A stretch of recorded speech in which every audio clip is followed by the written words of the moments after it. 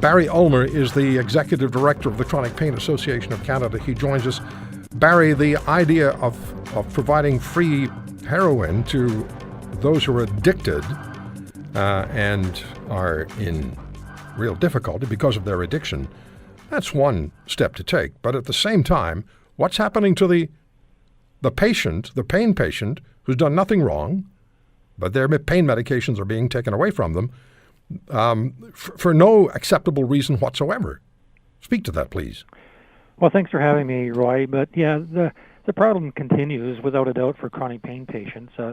I have no problem with them giving a safe supply of heroin for addicts and that sort of stuff. But it's the height of hypocrisy when they continue to penalize people who have been on opioids for years and years and years in stable doses and have had some semblance of life because of what they're taking, and they're continuing to be taken off their medication, dumped by their doctors, and they can't find new doctors. So they just become more and more stigmatized, and this just continues on.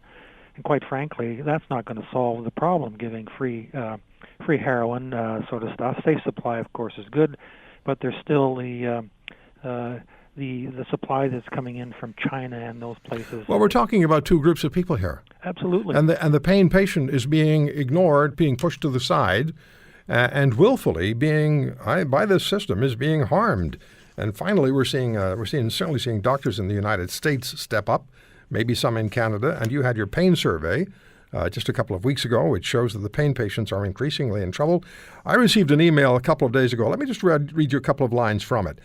This is from a woman. She writes, "I cannot long be in constant pain, and from the age of 33 to 55, now at 55, I've become bedridden.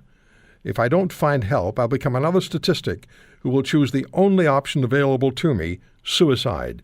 Is there any help, or do I leave my kids alone with the grief of a mother who killed herself because she was in unbearable pain?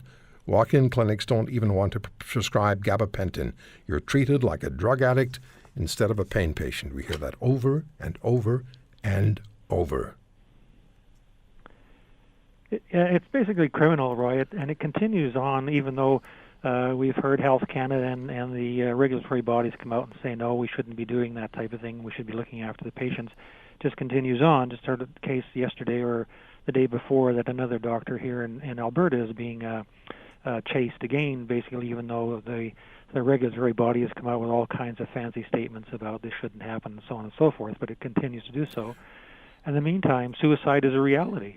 The only option is to continue to talk about it, continue to shine the light on the issue, and provide whatever assistance you can to the pain patients who require it. And you do a great job of that. What's your website? www.chronicpaincanada.com. Okay. All right, Barry, thank you for the time. A quick interview, a brief interview, but I wanted to talk to you, and I wanted to make you aware of the fact. Here's another email from another patient, pain patient in great distress, talking about suicide.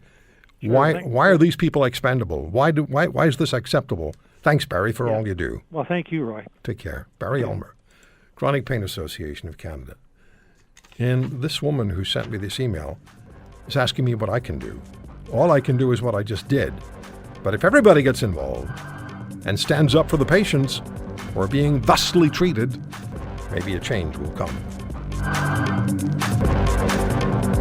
If you want to hear more, subscribe to The Roy Green Show on Apple Podcasts, Google Podcasts, Spotify, Stitcher, or wherever you find your favorites. And if you like what you hear, leave us a review and tell a friend. I'm Roy Green. Have a great weekend.